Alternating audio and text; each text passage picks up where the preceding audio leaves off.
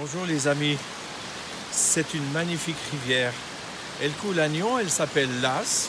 Et cette rivière, elle est connue pour le Paléo Festival, mais ça n'est pas du tout de ça dont je vais parler ce matin. Parce que cette rivière m'inspire quelque chose de beaucoup plus profond.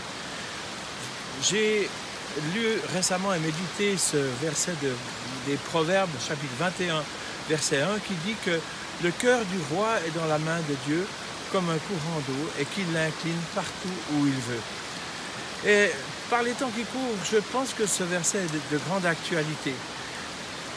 Comme beaucoup d'entre nous, j'ai été triste de constater que même les croyants, les chrétiens se sont déchirés au sujet de la politique mondiale récente. Je n'ai pas besoin de faire de dessin à quiconque.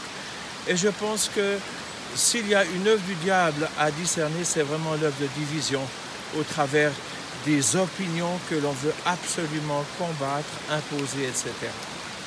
Je crois qu'il y a une règle dont saint Augustin s'est fait l'écho, c'est la suivante.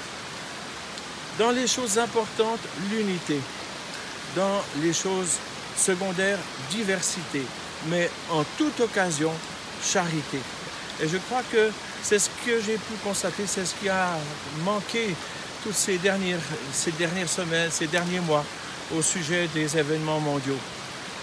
On a même entendu des prophètes qui ont annoncé des choses qui ne se sont pas passées.